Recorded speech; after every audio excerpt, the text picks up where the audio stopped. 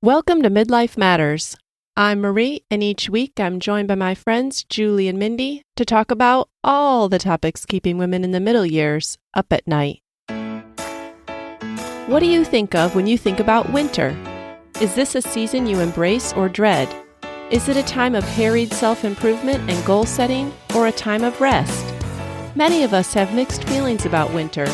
Join us as we consider how to rest and recharge while making the most of this special time of year.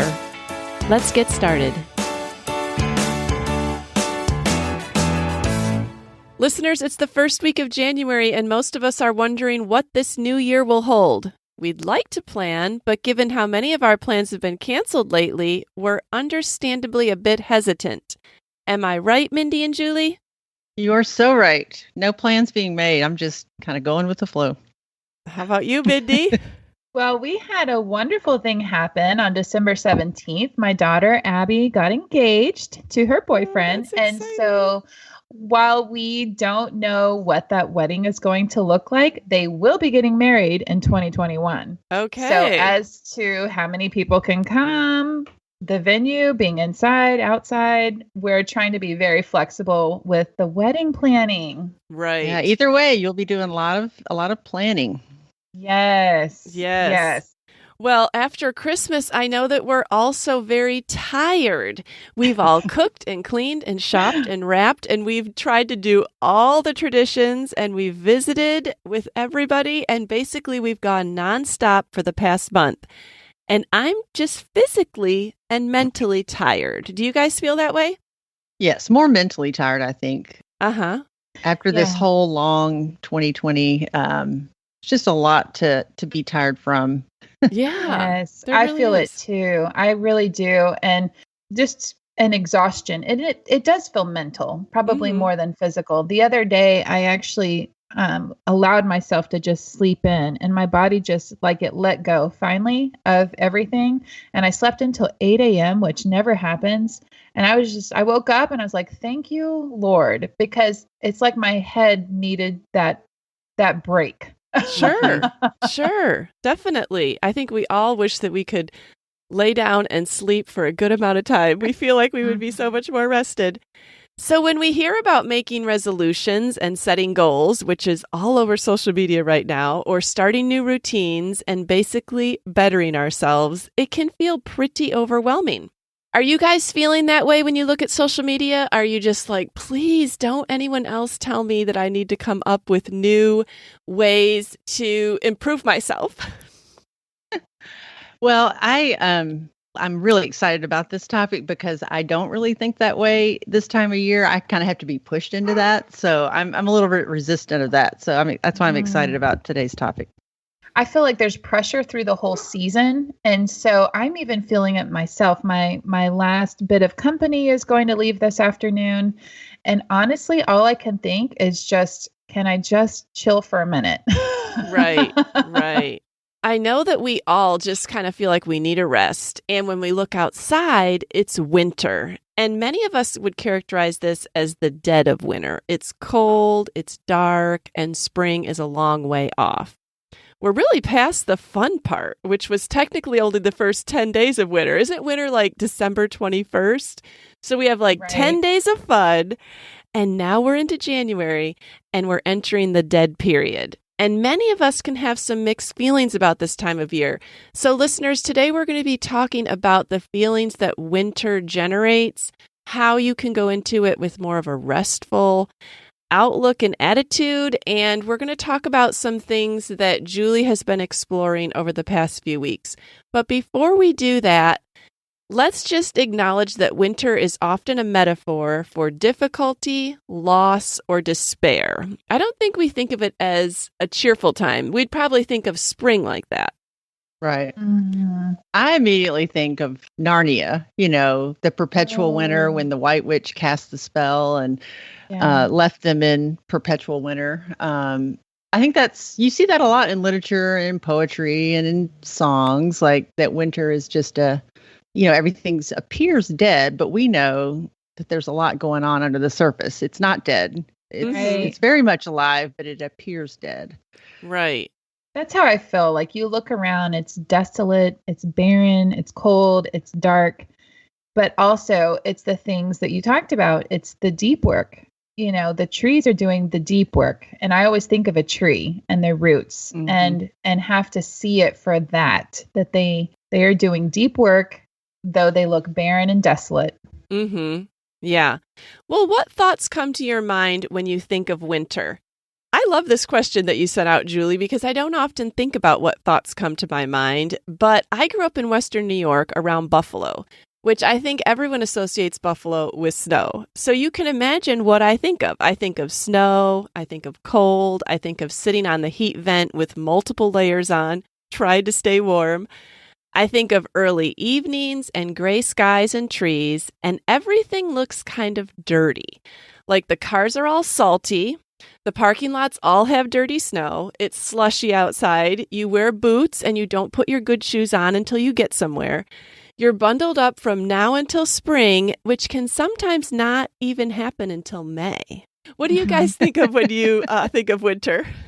Well, in Tennessee, I think more of darkness, gray skies, bare trees, brown grass, with the perpetual hope of snow. Okay, so you're always hoping for some snow. And that's why I call a good winter day a gray, overcast day, because there's the potential for snow. I don't want to see the sun on a winter day. I know that's weird. A lot of people think, I need the sunshine, but I kind of like it to feel like winter. I really relish winter. And I know the short days and the gray skies can really take a toll on some people's moods, but I've learned to kind of relish it. It's just I don't know. Now, growing up in Tennessee, you may, Marie, you might say, well, this really isn't winter, or somebody might say, or I might say, if I lived in New York, I wouldn't like winter because I wouldn't like it till May. I get winter January, February, and then March starts spring. So right. It's probably because it's short that I like it so much. Yeah. Say Tennessee has the perfect amount of winter. I've lived in Georgia where it never really got that cold. And I've lived in the north now where the cold lasted way too long. And so my thoughts of winter are I'm so thankful for some of those really cold days. And we did get to see some snow here in Tennessee over Christmas, which was a Christmas miracle. Christmas Eve, yes. Yes. And so, but I love the sunshine in the winter. And even out walking, I chase the sun. I look for where it's shining and that's where I walk. Yeah. Yeah. It's so funny how the sun can have an effect on different people. Like my grandmother and my mother, they would frequently, and my mom still does, make comments like, oh, the sun was out today, or I haven't seen the sun in 5 days. I never, ever keep track of that. I couldn't tell you if the sun was out yesterday or not. Like, it doesn't bother me one way or the other. I keep track of it in all other seasons. Do you really? In the summer, I want to see the sun. Yes. But in the winter, I'm fine with it being dark and gray. Mm-hmm. Yeah, but Mindy, it sounds like you're one of those people that chase the sun. So I do chase the sun. Like I will sit in it in my house. If it's shining through the window on the floor, I'll sit on the floor right there and soak it up. You're like a cat. The sun coming through my windows just shows all the dirt for me. I know. It's like, wow, those windows look dirty. All right. Well, does the thought of winter ever stir up feelings of dread for you? Maybe your feelings toward it have changed over time or at different places in your life. And I was thinking that after my description of a Western New York winter, you would think I would dread winter. But I actually welcome it. Like, I like the forced slowdown. I like the lowering of expectations. I like the idea of cocooning at home. It's so cold and snowy that there's no pressure to update your landscaping or work on an outside home project. You don't have any pressure to do one thing outside your door except maybe shovel your driveway. And you can curl up with a book and not feel pressured to make the most of this nice weather. I think that was like not the hardest part, but it was one of the hard parts about moving to a more southern climate is when you live in an area where it's not the nicest for a good portion of the year. you grow up with this attitude of you must make the nice weather. You must make the most of all your nice weather. Mm-hmm. Well, when you have a lot of nice weather, that's a lot of pressure now. Like I can't just feel okay about not making the most of the nice weather. And I like the freedom that when it's bad weather out, I'm like, oh, I can get rid of that expectation. That's so true. You feel like you have total permission to just sit and, like you said, hibernate and not get a lot done. Yeah. Right. But do you look forward to winter, Mindy? It is a season, I think after Christmas and New Year's is past, then I see it as a welcoming rest full time. Kind of what you described of being able to slow down. You kind of have permission to slow down. You've just gotten through the holidays that have been very busy, lots of people. And I'm kind of peopled out. And, you're able to just kind of be alone a little bit more.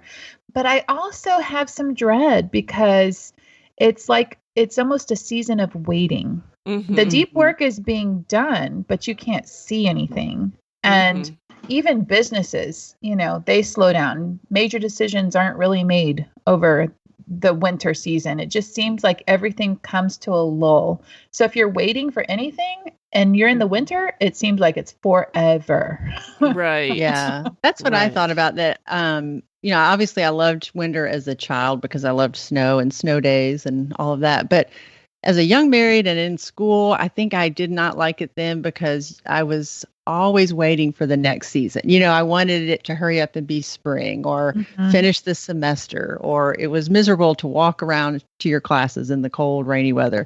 Like I was always looking forward to the next season. And I think now I've kind of outgrown that some, and I can just sit in the season that I'm in and enjoy it. Just me personally, but so that's a big difference, I think, in my perspective of winter. And I remember in pharmacy school, I had a good friend who just talked about loving winter so much, and I didn't like it, and I specifically remember that's when my perspective changed, was her influence, always talking about how great winter was and what a restful season was. And that's really when I changed my mind about it. And ever since I've tried to focus on just how restful and quiet it is. It's like it is the 1 month of the year that you have any chance of having a clear calendar or less to do, less expectations, or at least less. It doesn't mean that nothing's going on, but it's it's your one shot at having a rest. It's true. That's one of the things I like about winter is that like the kids' sports stop or lessen. So there's less on the calendar there. I like that the kids are home more and they're home earlier. And there's just really not anything on the calendar. A lot of church activities cancel like mid-December and don't get started again until mid-January. Like, I don't know. It just seems like there's this rest time. That's one of the things I enjoy about it. I also like putting away the Christmas decorations. I know this year I said I was going to leave my tree up longer. I did something for the first time this year. I took the ornaments down, but I left the tree up with its lights because I love the light. But I do like that feeling of your house being kind of stark and bare. It almost looks empty. Me too. I love it. I love that feeling. So everything is just kind of plain and simple. And I don't know. I like that feeling. It's a good one. Yeah. Well, do you guys have a fond winter memory that you think of around this time of year? I do. I immediately thought of when Bryce and I just had 2 kids, Abby and Grant, and they were little. And it's like life was simpler. We lived in Columbia, Missouri, and so we did get snow. And I just remember the days being simply get up, snuggle and watch a movie together after we have breakfast, go outside and play in the snow, come in for nap time for some hot chocolate, and make dinner. And it was like, that was all it was. They were too little to have to get back out in the weather. When you have older kids, there's things that you still have to run and do. Yeah. Right. And so it just seemed like a simple time. And I love snuggling up and watching a Disney princess movie or, Thomas the Train. And it just was really sweet at that time to be able to just relinquish anything else and take the time with them when they were little. I like the memories of walking in snow at night. I remember Steve and I used to take a lot of walks at night in college and even when we were married, and you could just see the lights on the snow and see the lights in people's homes, and there's a stillness. And when you're bundled up and it's cold outside, you don't even really feel it. You know, if you have the right weather or you have the right clothing on, it's just really pleasant. And I love that feeling, especially if you're going after a fresh snow. And you see each one of your footsteps, and it's just a really nice crunching feeling. of the snow. Yes. Yeah. I have a similar memory. I mean, of course, I love snow days as a kid, and I loved them with my kids because we have a lot of great hills. We live on a big hill, so that was fun to sled down our driveway. But like you, Marie, I remember because we have a big hill on our driveway, we often can't get out if it snows, can't get down the driveway. So when our kids were little, one night we took a walk. We walked through our neighborhood, through a little cut through, and went to some friend's house. And that was just such a neat memory, walking at night and actually going somewhere. Like we had a destination. Right. And just walking to their house and going inside. And I just love the dropping your boots and taking off all your bundles of clothes and warming up somewhere with hot chocolate or something. It was fun. Yeah, the kind of snow days that I really enjoy are the ones that truly do shut down things. A lot of Tennessee snow days, it's like, oh, we got a little bit of ice in the morning. Yeah. And by 10 o'clock, we all have to be out at the mall because our kids are driving us insane and everything's melted. But when you have real snow and you can't go anywhere, like my brother lives in our neighborhood, and so we would get all the kids together to go sledding, and my dad would walk over and bring his dog, and the dog would chase the sleds down the hill. And like, there's a lot of good memories around real snow days. And I think that if wherever you live in the country, whenever you get some real snow that you can really get out and play in it, that creates a fun memory. I think the play in the snow is the key. True. Yeah. Do you know, I do have one other fond memory, and I think about this every evening if I'm outside and it's frigid cold. You know, it's so cold that like you feel your nose hairs freeze as you breathe in. It was a night just like that Bryce and I had our first kiss. Aww. And so anytime I'm outside and the stars are really clear, you know, the sky, it just feels so fresh and clean. And I love that feeling of clean air, and you see the stars, and I think of my first kiss with Bryce. That's sweet. That's really sweet. I've said that I liked cloudy skies, but I will say I love a beautiful winter sky at night, you know, where the stars are out and you can see the outline of the bare trees. It's just beautiful. Really nice. Yeah. All right. Well, are there things that you guys do more of in the winter?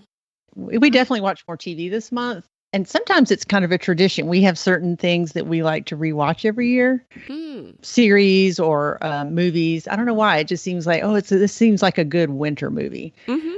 We might work a puzzle, like set up the card table and just keep it out, you know, for a month or whatever. And I would never have any interest whatsoever in working a puzzle in May or October. It just would never enter my mind, you know? Because there's just too much else kind of vying for your attention. Or I might start a craft project, something kind of lazy like learning to crochet or macrame, or just something you can just sit and maybe watch TV and do it, you know, at the same time. Yeah, I definitely feel like I watch more TV in the winter. Or maybe it's that, I don't know, I remember more, maybe, the TV shows that I've watched in the winter. Maybe I'm enjoying them more. It's hard for me to think of shows that I've enjoyed in the summer, but I can think of a lot of shows that I've enjoyed in the winter. So there must be something about that ritual that sticks with me. And I do like to think about crafts or something that I can do with my hands in the winter. Yeah, like I might tend to paint a bedroom or paint something in the house too, because I think, well, there's nothing else going on. I don't feel like it's taking up too much of my time. Yeah. Right. I know there's some simple things. I enjoy doing laundry more in the winter because it's warm. Like I can I'll turn the dryer back on and get the laundry warm. Like I actually enjoy doing laundry more in the winter. And I have found also that I'm a little bit chilled. So I actually sit closer to Bryce on the couch. Oh, that's funny. Well, Julie, you had read a blog post that was kind of a springboard for this discussion today. And why don't you tell us about it? Yeah. So back before Christmas, I read this blog post about winter and that I was so excited. I wanted to talk to both of you about it. The writer was just better able to articulate than I could some reasons to love winter or at least embrace winter. So I hope today that maybe we can cast a more positive light on these dark, cold winter months if you find yourself not enjoying winter. She asked us to take some cues from nature and reconsider winter with a deeper understanding of the natural world. Like to see that winter is a time of sleep and restoration for the rest of the world. She reminds us that our world wouldn't be the same without it. Even the plants need rest. That's called dormancy. And in Latin, that word actually means sleep. It takes a lot of energy for plants to grow and reproduce and defend themselves against pests and diseases. And I thought that was really profound. You think about like a tree that loses its leaves, like a maple tree. If you were to bring that inside and grow it, it could skip its dormancy period for 1 year, but then it would die in the second or third year because it just can't go on. And the thing that I took away from that is that nobody can stand constant growth. Like there has to be there's growth and then there's rest and then there's growth and there's rest. Our natural world has cycles and seasons and rhythms, and we should look at that and take notice that we might need that too, because we're so focused on growth and making ourselves better and improvements, but it's just as important to consider the rest and maybe the inner hidden work too. Mm-hmm.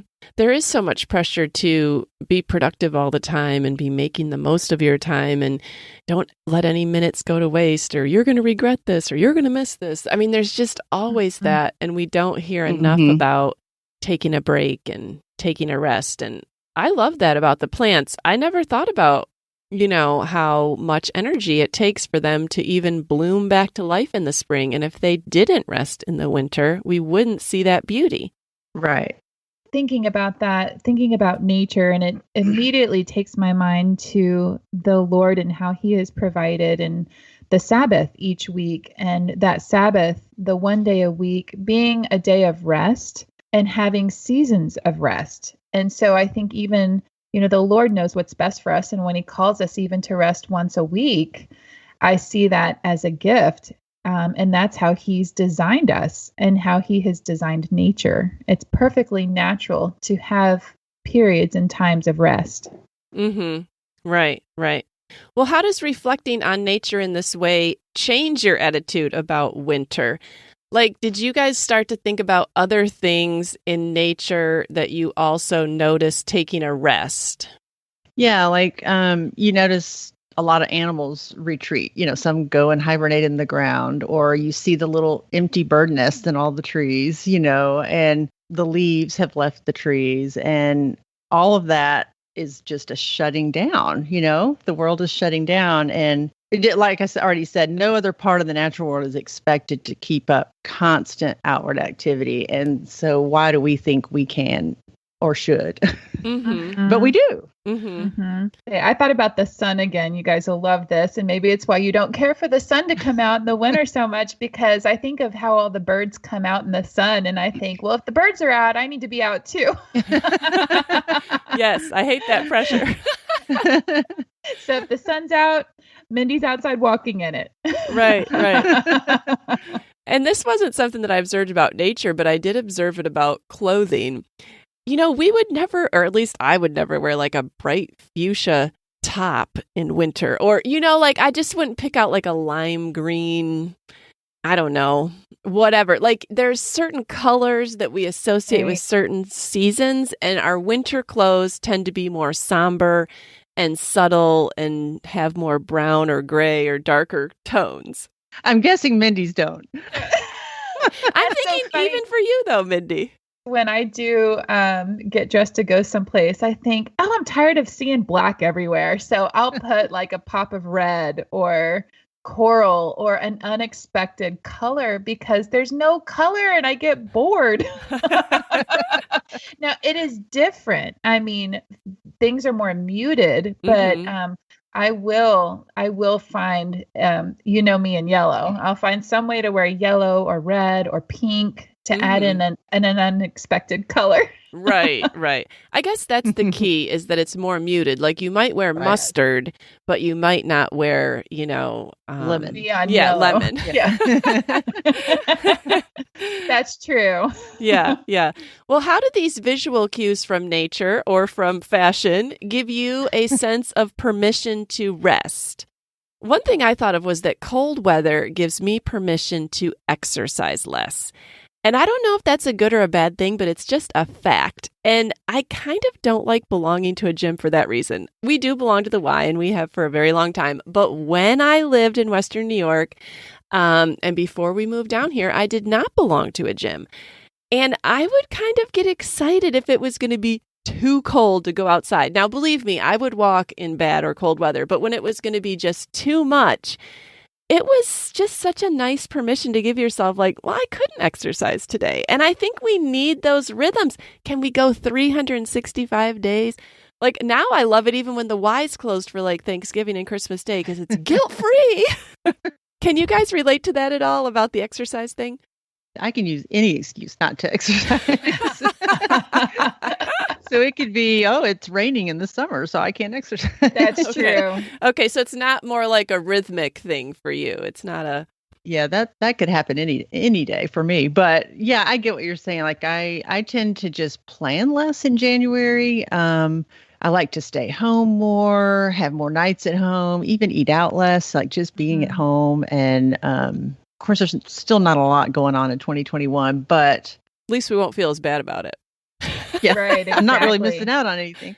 But yeah, just not scheduling as much and maybe sleeping in a little later. I mean, I have that privilege of being able to do that. So I do. Well, I'll say my mind changed after living in Pennsylvania and having that longer winter that I really was not used to. Marie, it totally changed my mind about the gym because I would typically, before that, I wouldn't have wanted to go to the gym. I would have happily used that excuse, but I felt more isolated because we were further away from family and friends, and I still felt new. And so I was so thankful for our Y membership and for the friends that I would meet at boot camp class and Zumba class. And we did go like on Thanksgiving and we would go on Christmas Eve. And as a family, we didn't have other places where we were able to, meet new people or be with people. And so that's probably the one time in my life I was like, yay, thank you. I get to go to the Y and actually talk to people and see people. Yeah. And so it was a gift. But I think now that we're back in Tennessee, I'm like, yeah, I'm good. Well, I noticed that our foods even change in winter. Like I love winter soups and like I eat less fresh fruits and vegetables just because they aren't as reasonably priced and there's not as many in the grocery store. And I feel like that's another rhythm. Like I don't feel bad about that. I just feel like it's a natural part of life. You eat certain foods or more of them in the summer and you eat differently the rest of the year. Yeah, like last night we went out with family and we have been planning on going to get ramen at Otaku Ramen, and you get this giant bowl of broth and noodles. It's just steaming up, and I don't know, we just wanted to make sure we hit that restaurant while it was still cold and wintry. Yeah, it wouldn't be the same if it was 90 degrees outside. Yeah. I know. I have baked more chocolate chip cookies in the past couple weeks. That's what everyone wants. They want just a pan of fresh baked chocolate chip cookies. There is just nothing better. That's funny. That's funny. Well, maybe like, what about, none of us have ever lived in a really southern tropical climate, I don't think. Have you, Mindy? Like, have you ever lived in Florida or? Not Florida, but South Georgia. Oh, okay. So where like the coldest days it was really winter if it was 40 degrees outside. Okay. Well, I know we've talked a lot about snow and cold, but maybe listeners live in a climate that they don't ever experience winter. And I just wonder if you still see January as a time to embrace as a time of rest, like if things seem slower or if it is weather related. Yeah, I'd be curious to hear someone in Florida. Yeah. But I know in Atlanta, when we lived there for 5 years, I felt cheated from winter. I missed it. Yeah. I remember that. Yeah. I think that even people in Florida or southern or warmer climates, I'm thinking of like my extended family, a lot of them lived in California. I think that most of the time they kind of find a way to have winter. Like people that live in Florida and California still buy Ugg boots and they'll still wear them. You know what I'm saying? Like people find a way, or you'll still see a scarf. Like it's still a little bit colder than it is the rest of the time of year, even though to somebody who lives in a genuinely cold climate, that would seem warm. We would go there on vacation. But it's still, I think, a rhythmic bodily thing where it's colder and you feel differently than you would at other times. I mean, it's probably not true of everyone, but I do think that if people want to embrace that, they somehow find a way. Yeah. They're lighting those candles and putting on their scarf. But listeners, if you live in a climate or an area where you feel like there really isn't winter, we would love to hear about it. Send us an email at midlifematterspodcast@gmail.com and tell us what you do or how you experience winter. Because this idea of rest is extremely countercultural in January. We're bombarded from every angle on how we can improve and better ourselves. And since this is the start of the self-improvement season, maybe it could be different this year. Like we wanted to explore what are some things we need perhaps more than a new plan or regimen right now. Ooh, this is deep here. I need a nap. How can we pause or delay the relentless pursuit for self-improvement for just a few weeks? Well, I'm all about wanting to pause and delay it, but how do we put that on hold? Do you guys have any ideas? Just in this season, I just keep seeing scripture about waiting on the Lord, about how his mercies are new every morning. And that means that's a daily thing. We've all just finished an unprecedented year where we've been shown just how out of control we really are. I think that we have grieved that sense of control that we used to feel like we had. But in that, I feel like I have realized that God has not changed through any of this, but my sense of who is in control has. And so then I find myself asking myself, do I still believe that he's kind? Do I still believe that he's loving? And these are the questions that I'm answering. I find that I'm just spending more time journaling and pondering and meditating on different scriptures and things like that. But even in answering those questions, I find comfort and joy as I'm reminded who he is and who I'm not. The other day, I heard a Christian song. It's been popular since it came out. It came out in 2016. It's called Fear is a Liar. Do you guys know that song? No. Who sings it? Oh, okay. Gosh, I'd have to look up who sings it, but it's called Fear is a Liar. And there's a line in the bridge that it says, let your fire fall and cast out all my fears. Let your fire fall. Your love is all I feel. And this repeats many times. And I've heard this song for years and I've sang it for years. But I finally was pondering, why is he talking about fire? You know, when he's talking about let your fire fall. And I just feel like I started meditating, well, what does that mean? The fire. Because the negative of fire is that it destroys everything. But the positive aspects of fire is that it gets rid of the dead or decaying things. It promotes new growth and new life. It actually refines.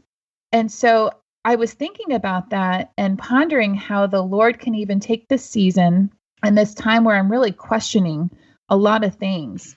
And I feel like it's such a loving thing to let, essentially, in air quotes, his fire fall and get rid of the dead and decaying things in my life and promote new growth in the future. But it takes time to kind of sit in that. Mm-hmm. And you know what I mean? Asking yourselves those questions, letting those questions marinate for a while. And so it's just being able to feel loved, even with things that feel like they're being taken from your hands. Mm-hmm. Mm-hmm. I can relate to that, to what you just said about the sitting. And sometimes we need to just sit and allow something to happen. And I think that we can go through a season of winter spiritually. And I don't know where I heard this week, but it was kind of just that we need to make room to hear God.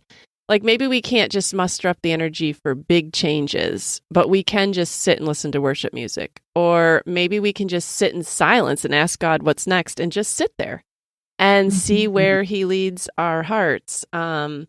But we have to turn off our audiobooks and our podcasts, and we have to like make room. And that can be hard. We're not a society that likes silence.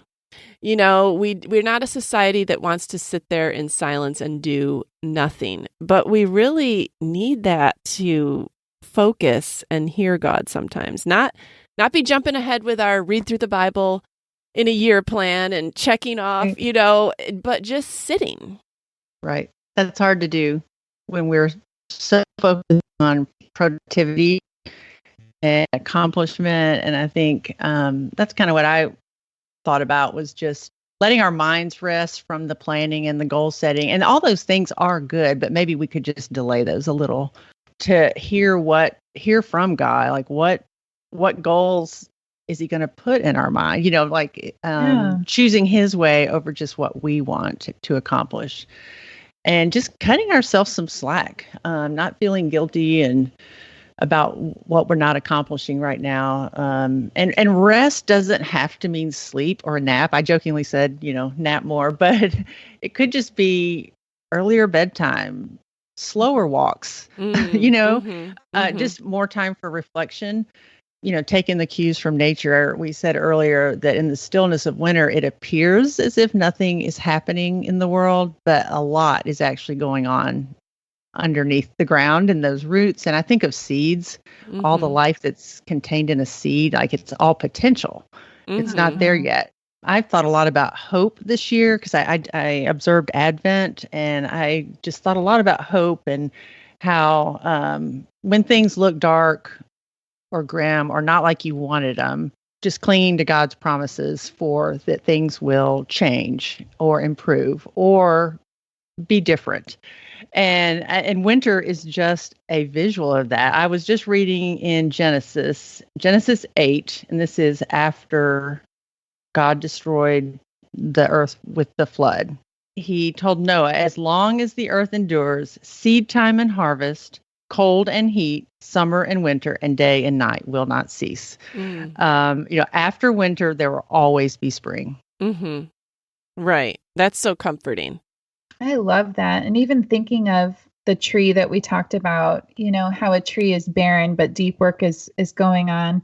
I do love, when we talked about landscaping before, I do love planting things and watching things grow. And if you've ever watched a tree grow, you have seen in the spring that sometimes certain branches don't produce leaves again. There's certain branches you'll have to prune in the early spring. And I feel like that's the season of winter, is sometimes there are essentially branches in our lives that don't need to continue to produce. Sometimes there are things that need to be cut out, destroyed, let go of. And this time of pondering and meditating and giving space, time, giving silence to your life to really see, well, what is the Lord trying to prune? What branches don't need to come back this year? Those are the questions that I'm pondering. That's so good, Mindy. Yeah. And if we're busy, it's hard to even notice those things because you're just kind of on autopilot, I guess, you know, and it's hard to let things go that need to go. Yeah. This week I was kind of getting a little nervous because since my kids all got in school, my youngest are juniors now, so it's been a lot of years, I have loved January with such a passion because it's like a break for your mind and everybody's back at school and the house is quiet. This year it's not going to be like this. It'll be like that because we're going back remotely. And I am getting kind of panicky that I'm not going to have that space. I'm not going to have that time. And I can't just get it in little drips and drabs. I was thinking of like sometimes your phone's on low battery and you just keep on giving it another 5% and then you take it off and 5%, but you never let it fully charge. And I feel like that's kind of how it is trying to get charged back up with a house full of people. It's like, yeah, maybe I had an hour to myself, but it took me 45 minutes to even get into mental headspace where I could enjoy it. You know what I'm saying? And so what do we have to say to people that, I mean, probably most of us aren't going to have true alone time in January? Like maybe, do you guys have any suggestions for what people like me can do? Well, and I was thinking, even not every listener is a stay-at-home mom. Right, Some may right. still be going to work. So like, that's why I said, maybe a earlier bedtime, slower walks with your spouse or with a friend, or just things you can do to slow down whatever time is yours. Mm-hmm. There's another thing that I do is I try to give myself periods of silence. So if I am in the minivan and I happen to be alone, I don't turn the radio on or a podcast on. So I try to be silent, at least for a little bit, even if it's a 5-minute drive. And so I do that. I will take a bath if I just need to lock myself in the bathroom. Our kids are old enough. They should not be banging on the door, Marie. I hate baths though, Mindy. Oh, it's such a good way to warm up. I'm not a bath person, but in the winter, if I do need time alone, then that is something that or you I'll could just do. say you're taking a bath and just sit on the bathroom floor. You could do that and eat chocolate. But and again, I chase the sun. So if the sun is outside, going for a walk by myself and even just letting it be silent when I'm walking, that's another way I try to replenish my spirit when there's so many people around all the time. Mm-hmm. Yeah, and music is a good way too. It could be bright, cheery music that you dance to and sing, or it could be, I tend to listen to more solemn music. Like I have kind of my winter playlist, and I like a lot of George Winston, and there's just certain music I consider winter music. Yeah. Well, I know one thing for me is if I make myself get up early, which is hard, especially when we're remote, because my kids are old enough to get up and start school on their own. They don't need me to get up. And without me having to get up and make lunches or make sure people got out the door, I can just waste time in the morning, not even getting out of bed, like just on my phone. And so I need to be better about that. I'm saying that out loud on this podcast to hold myself accountable, that I need to be better about getting up even before they do or when they do, and while they're on their first period remote class, maybe reading my Bible or doing something that's going to set me up for more mental success during the day. Right. So I don't know, but we hear you, listeners. If you are not going to have your usual ways of resting or getting back into gear this January. I thought this was neat. The other day, as I was kind of preparing for this episode, someone liked an Instagram post of mine that I had put up over like almost 2 years ago. No, a year ago. So, that always brings it back up. Right. And, it's like, wait, what is this? So, and it was this picture I had put up of some little crocus bulbs that I had planted, back in the fall. I think I posted this in February, and they were starting to sprout. There was just a picture of these little green sprouts. And it was just a reminder I had written that, the bulbs were evidence that spring is coming, even though it's still February. Like we were still going to have dark days, dreary days, cold days, but winter is not eternal. And those bulbs were like a taste of something that we will fully experience later. And that is just how faith is. Like it allows us to act in ways that really only make sense in light of the future. The future of what God has promised. So we can have hope and joy and peace, even in a year like 2020 and all of really the unknowns of 2021 because of the reality of God's promises.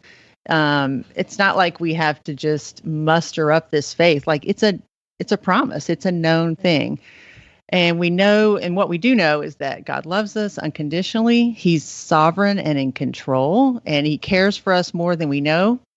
And nothing happens that he doesn't already know about. And so as a believer, we get to act and live reality that is yet to come. But like right now, we're living in the in-between time of the already that God has accomplished, but yet the not yet. Like the world still has, it's still broken. It still has, a lot of hurt and pain, but we have those promises of God's plan. Mm-hmm. Amen. Thank goodness for those promises. So when you see those little bulbs coming up in a few months or weeks, actually February, I think you can start to see those bulbs coming up. Don't rush it, Julie. Don't rush it. I can honestly say I don't want to see anything bloom right now. I want to hunker down and enjoy winter. Listeners, we'd love to hear your thoughts on winter. How are you holding up? What are you planning or not planning for January? How do you recharge and rest? I find this to be so interesting. I'd love to hear from people. What do you do to recharge and rest? Message us on Instagram at Midlife Matters Podcast or email us at midlifematterspodcast@gmail.com. Or if you really want to give us a thrill in 2021, call us and leave a voicemail at 209-MIDLIFE. That's 209-643-5433. But before we go, it's time for I'm a Fan.